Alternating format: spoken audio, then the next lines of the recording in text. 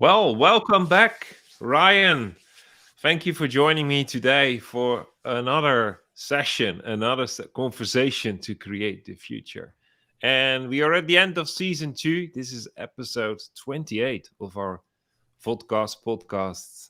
And if you're watching or listening, please connect, ask your questions, use the chat functions, engage with us because a new conversation is really what needs to happen in our minds between us as people when we want to create the future.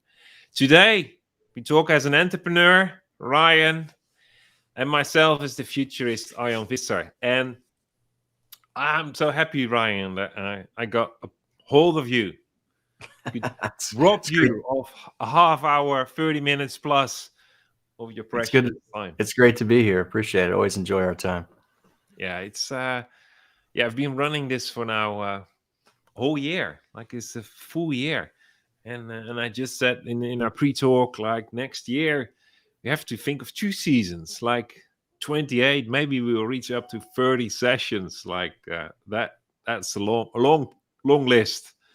So I'm thinking about those things. But one of the things that I like to ask you about and challenge you to share with us is how do I live as an entrepreneur with a future perspective and thinking about products, services that are not necessarily connected to what the known people around us have as a problem, but actually needs to define new clients, like new client base. Like, how do you live with that? And you have probably some thoughts. I hope because I challenge you, and I have some thoughts that needs your trigger.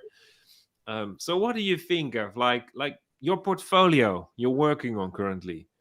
Does that resonate with your current client base, or do you need to find a whole new niche?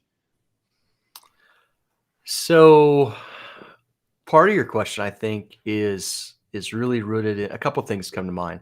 Um, it's rooted in our own internal posture towards what that is in terms of leaning into the unknown and having hope or intuition or faith to move forward to run micro experiments into that. So it's about really taking action for the learning that comes out of it instead of just having sort of predetermined confidence.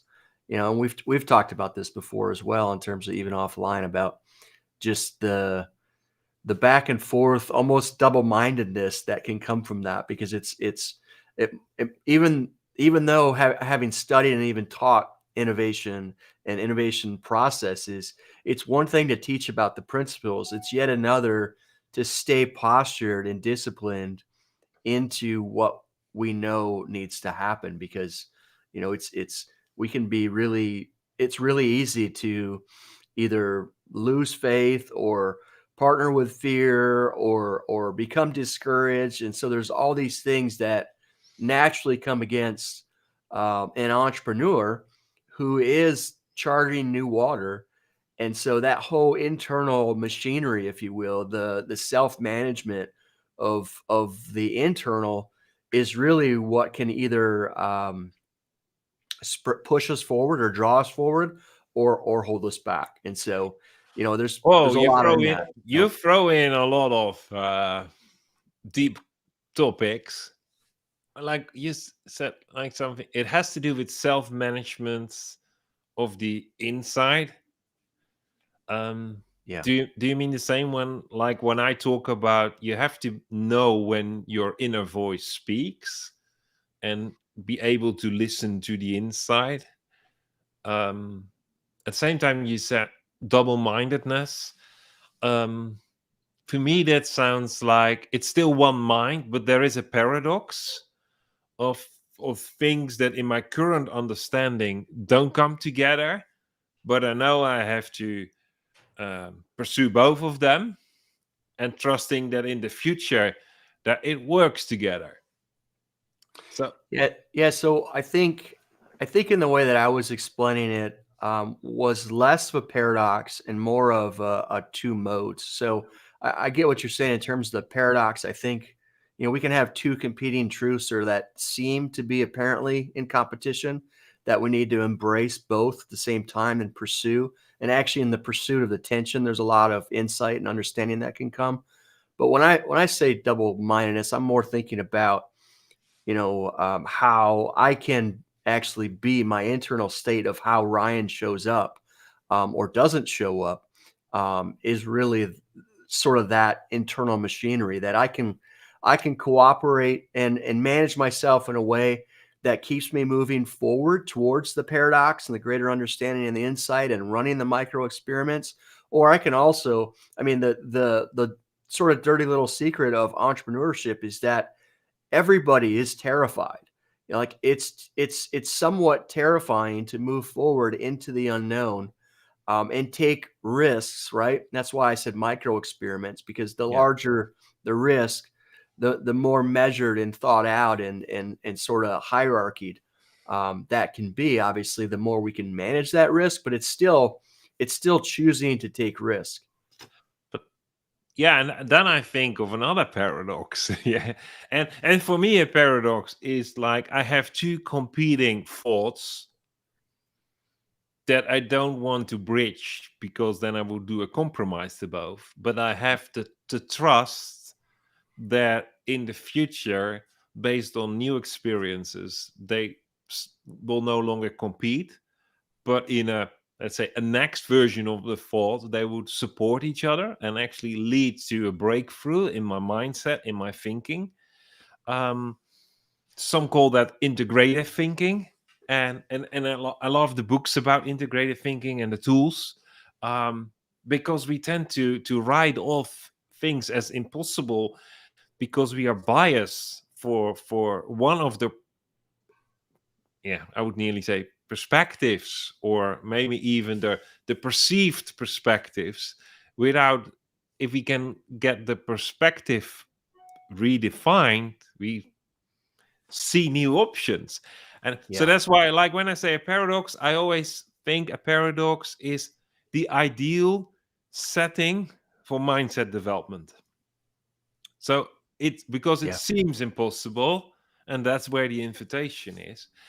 yeah, um, but you also said micro experiments, which is like you have this secret lab that you experiment with things, you test things, and at the same time you have to take risk to bring it out, and not only when it's perfect, because the experiment will probably, when you bring it out there, create total new insights, tests, results, feedback that yeah, actually accelerate your thinking. And that's what I remember. Like, first time I did a training on the next level of thinking needed for design thinking, and much more with a future perspective in mind. I learned the most during the first training, and the second, and the third, and all the way to the last version of it. Like, I learned the most because you bring out your thoughts, you use language, and then you have the feedback, you have the reflection, but you yeah, also see how it is received.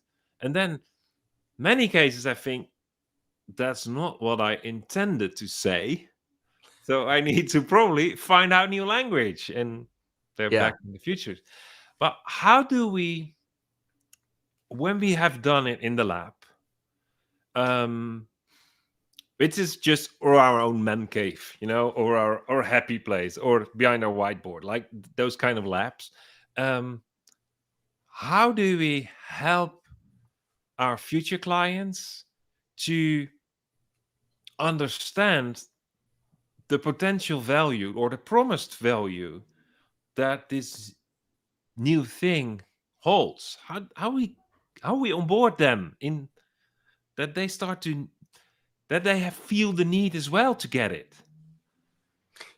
Yeah, so part of that is understanding if they're a fit to begin with, which can be some of that experimentation, right? You might talk to somebody and they're like, you know what, this I don't have a need for this, but so and so, you should really talk to them. I mean, that could be a handoff of sorts, just to, not interested in a polite fashion. But it also could be that you are showing up with a solution that, or a mindset or a breakthrough or whatever that you think should be relevant to somebody, and it actually is more appropriate or more meaningful or higher value to somebody else. And we see this actually in startups all the time, where they start out delivering a certain product, and then they eventually, as they discover where their value best fits in the market, they move up market with higher value, more specialized offerings. And so it's that innovation process is a discovery where we have start in a more general fashion, and we do, some informed or educated trial and error, but do that in a controlled fashion, hopefully to really, like you said, have that feedback loop, and that actually is the creative significant part of the creative process, is the feedback loop and the language of what resonates and what people find value in. So Yeah. that is If I understand you correct, and I add my own words to it, to just trigger you again, um, I need to get them into an experience. Let's call it an experiment, where they can experience or if it fits or not. And that's one of the things we do in the mastermind weekly that you and I are part of, Mhm. um, where we find language, but we also say we need to find language that resonates with another person, and not in their rational thinking, but much more in their intuitive side.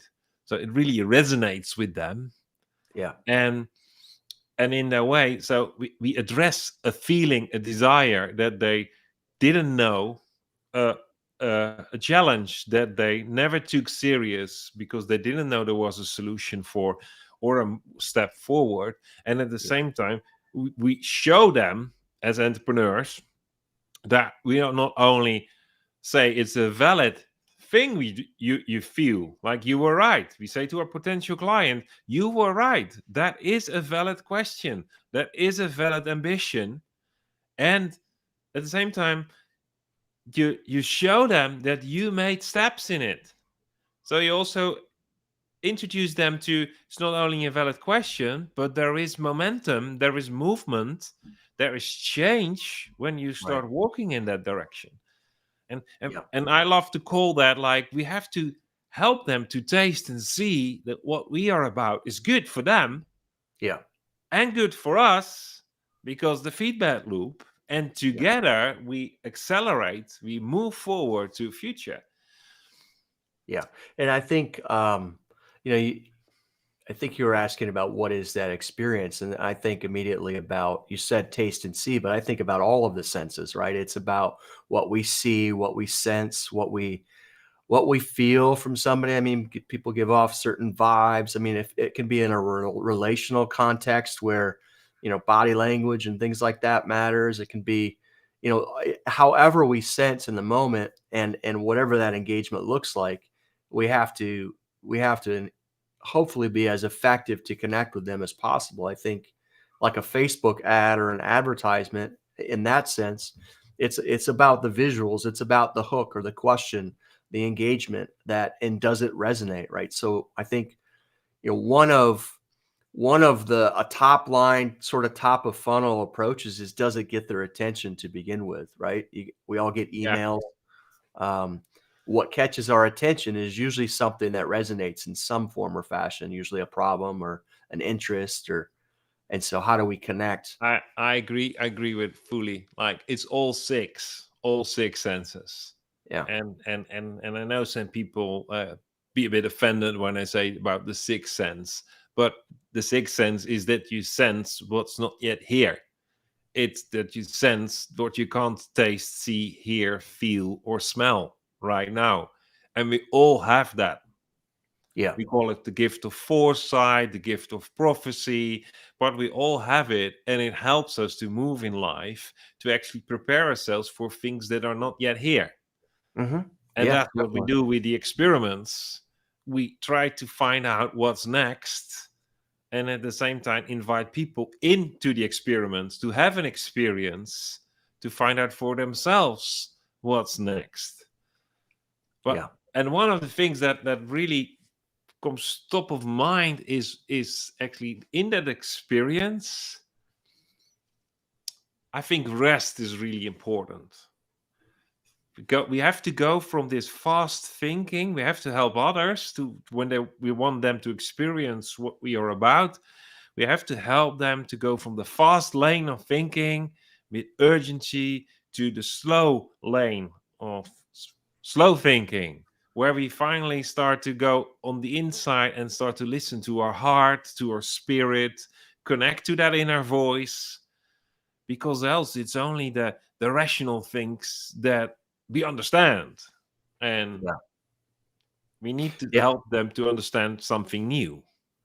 And what immediately comes to mind is actually two different things in terms of slowing down. Sometimes I think we have to make space for that and intentionally slow ourselves down. And then the other thing that is almost opposite, it's more of a perception of that, is like the experience of when we're really in flow. Like athletes talk about the game slows down for them, about really being in intuitively in the zone. And, time, we could talk about if that's relative or not, but the experience slows down.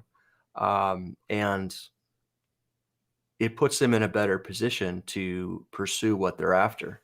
So, Yeah, and that's how athletes talk about it. I know that from innovation and discovery and using playfulness in it, people get into flow and they lose track of time. So they yep, find out at the end that actually the time went much faster than they experienced. And it is that state of well-being, effective learning. But we need to get to that place of rest. It starts with rest. It starts with rest that we know who we are, that we can receive things that are not just based on our intellect, but also have the emotional intelligence, the spiritual intelligence active and in the right sequence, um, yeah, to get us from into that slow thinking. And I love to use the word mindful, that we become really mindful about what we think, what we feel, what we sense. So we get into a more conscious state than just our intellect, our knowledge. And that leads, as I truly believe, that leads to creating new memories. And we yeah, know that our nose is very strong connected. So it's one of the senses again. It's very strong connected to our memories. hmm, We all sometimes smell something and it just takes our mind back, sometimes decades, yeah, to to to to memory. But what if we use that also in the now and for the future? It's really interesting to facilitate others and to facilitate ourselves in that. yeah, And because we know the strongest emotion is connected to the strongest memory, yeah, well, emotions should be definitely part of it. yeah, And the last one that I think of is the third M, is make it meaningful. Make sure that people have a personal revelation by themselves. It sounds maybe a bit ridiculous, but the moment you have the revelation all by yourself, you own it. It's yours. It's meaningful for you. So you will take it seriously. That could completely change everything. yeah. Because the learning's been birthed out of you. So the ownership is you. It has your DNA in it. It's specific to you. Totally. I think that is one of the things that is most important right now, ownership. Like, take any subject. We talk about it, we have an opinion, we want to discern more, but actually, we need to own our part in it. It has to do with assets, it has to do with thoughts, it has to do with opinions. It has to do with responsibilities. It all comes back to, do we own it? And we only own it when it's meaningful for us. Yeah. I know this goes completely against, so, but you know me, don't want to be politically correct, to the whole World Economic Forum, I where the was just chair, I thinking don't that. even want to call that man's name, because I totally disagree with him. He says we will be truly happy when we don't own anything anymore. I think that is the biggest nonsense out there, I agree. Yeah. because the moment we own something, we will take care of it, and the world will be a better place. Yeah. Yeah. Their vision is that people would own nothing and they would be happy about it. I heard somebody say that means they're going to take my stuff and will be brainwashed. It's the exact opposite of what you're talking about, which is ownership is self-responsibility, is leadership. Like those all are interconnected, and Yeah. not just in the physical realm. So Well, I would say, I don't know the person you refer to, but I would say, like, if if they take your stuff right now, that is probably because they have already brainwashed you in over the last period. Like, take any subject out there. Any subject is so polarized. yeah, Everyone has their own opinion. We're always divided in two camps. Is there no one out there questioning? right. Are we manipulated? Like, Which goes back to your we need these spaces created for us to actually be disrupted, to think about things that don't necessarily are incongruent with one another, to actually gain a deeper understanding between the two, either of falsehood, but also of maybe complexity or a truth that might rest in tension between them. So yeah, and we just look out there. If it works for other people like that, it probably works for us exactly the same thing. But we tend to say in the Netherlands, in Dutch, that you there is this game on television every January, and one is the saboteur. So we have to find out who is the mole. Like, who is the person who is just playing everyone. But you get into a mental funnel, so we call it the mole funnel, and you can ask me to think outside of my funnel, but I can't. I can't. And the same is, and this is a game, but the same is if you look just to um, groups of people. Like, for instance, with the pandemic, we have nationally a think tank. I expect from think tank that they have disruptions in their funnels of their patterns of thinking, but this time they don't.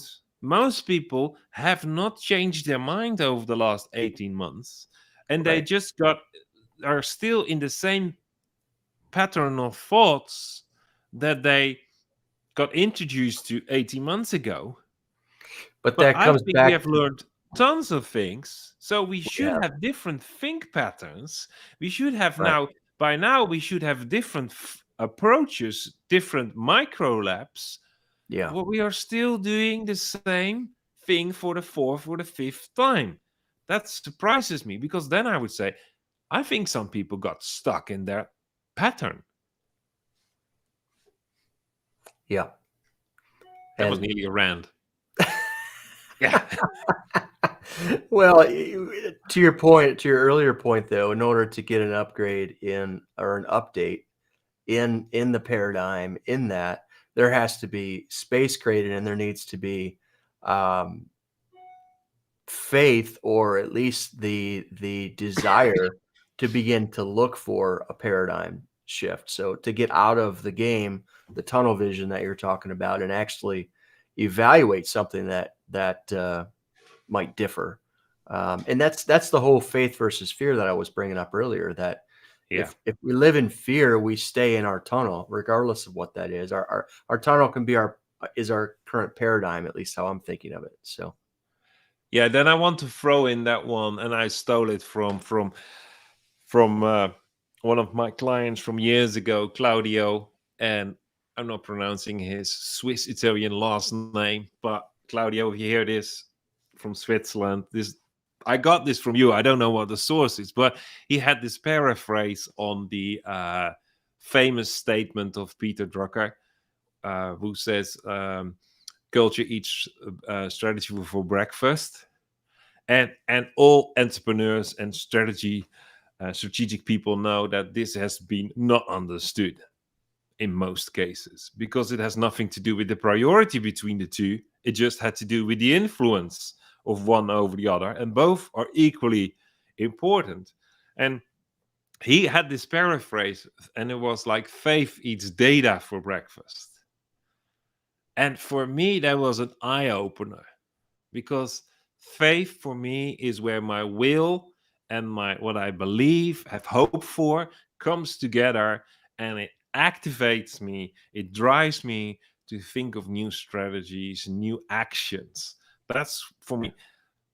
But then when I have hope for something that has not been demonstrated, then there is no data. So I have all this client data, customer data, and we can get it, we can buy it, we can collect it ourselves. But then my faith just eats it for breakfast, because I have faith for something that is not yet supported by data, which we Yeah. call assumption based instead of data based in innovation. But our whole gut feeling, our intuition, is not supported with data. It's completely assumption based. Our whole awareness of the emerging future, our whole personal revelation of what's meaningful to us, is not supported yet by data, because it needs to manifest, it needs to demonstrate. Yeah. So it's interesting because you're using data in a very specific way. I actually think in some ways what you're talking about, the intuitive data is data, but it's just in a different fashion, right? It's not, it's most data, at least in business, is past present, and you're talking about future present data that's actually sourced in our intuition, in our hypothesis, in our intuitive insights that we don't necessarily have proof for. It's on our language that we're creating to move forward in. So there, it is data. It's just in a different form than what the traditional kind of scientific world or even business world would Yeah, typically operate in. because most people, when they talk about data, they say it is the tangible thing I can report on. Right. But you Yep. talk about data, or actually you talk more maybe about a lot of new things that contain data, but we Yeah. still don't know how to report on, Right. and But we that don't doesn't know if the reporting is important. But I would say that that's still data because we can still look for patterns. We can look for, reoccurrence. We can look for different things within a future present data set, if you will. So I still think it's for me anyhow, how I verbalize it and think about it. It's still data. It's actually how do we begin to, which is the entrepreneurial process, which is maybe why I think about it this way. How do I collaborate with future present data in a way that is hopefully the most efficient or effective and enables acceleration. So Yeah, I see two questions. Well, actually, no, I see an endorsement from Raymond Leenders. He completely agrees with that. He said that about 20 minutes ago. I hope he still does. Um, but definitely, you're spot on. Taking risk and just going is definitely an essential step in learning and personal development. Another question I got from Eric, and he says, do we own, or is it given to us by God or from God, or is it a loan from God? Yeah, I think that is in language.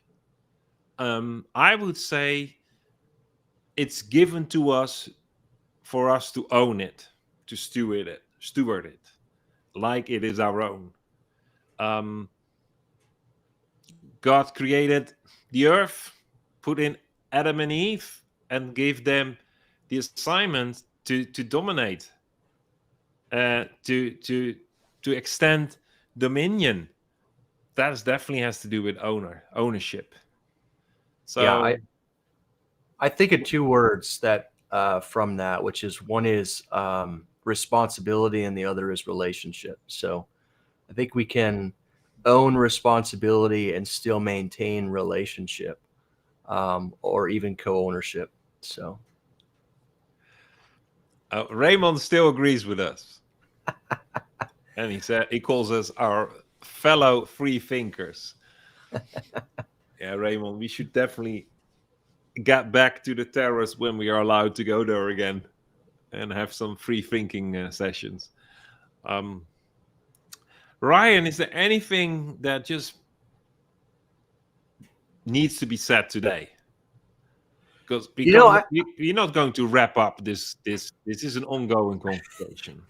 Well, I think part of it actually is what Raymond shared, which is just go for it, take risk, but do it in applied fashion to what you have faith for and what you have some future, present, hopefully some data, or at least something that's drawing you into that. And so there is a point at which we all just need to take the step, because learning can only move forward to a certain degree without that. So, and Yeah. I'm saying that to myself as much as anybody else. So Yeah. So let's go out there, do the micro experiments, but don't try to overthink, over engineer. Go out there when you have faith for something that's not yet reported with data. And I also would say, like, you have to trust your inside, that if you have faith for something that is not yet understood, don't dismiss it. Take it really serious. If there is this duality of the now and the future, but that is exciting one compared to the duality of yesterday and now. Like, we need to live in the now, face forward, and see the future coming. For me, that was one of the early breakthroughs in futures thinking, is that I'm not going to the future, but the future is coming to me. So it is a wave, and I got two options: be hit by the wave or ride the wave, and I choose the later one. So I invite you all, see the wave coming and prepare yourself to ride the wave of the future. Talking about the future, in January, starting January 17th, we run a new challenge, a challenge for everyone who wants, in 5 days, through a creative process, rediscover, redefine their future perspective to make sure that they accelerate. Because you could run towards that wave, like, you can still accelerate. So for everyone who's interested in that, just go to the site, thefuturechallenge.com, and get yourself registered, so that you will be informed. And I'm looking forward to run that challenge. It was actually planned 2 weeks ago, but I got the nasty C word in the house. So, but in January, what's a better moment to start thinking about the future in January, after Christmas, so we can take rest first. So Ryan, thank you for your time. thanks for your invite. Always enjoy it. Yes, I'm looking forward to run new podcast sessions like this in 22. So I have to say, happy Thanksgiving for you tomorrow in the US. And Thank you. I think that's a lovely thing to really take a pause and with your loved ones stand still for what we are thankful for. Definitely. So we implement parts of that. We do the Dutch version of Thanksgiving. No turkey. So Windmills. yeah, cheese and windmills. Yeah. That's a cliche. Thank you for your time. Thank you.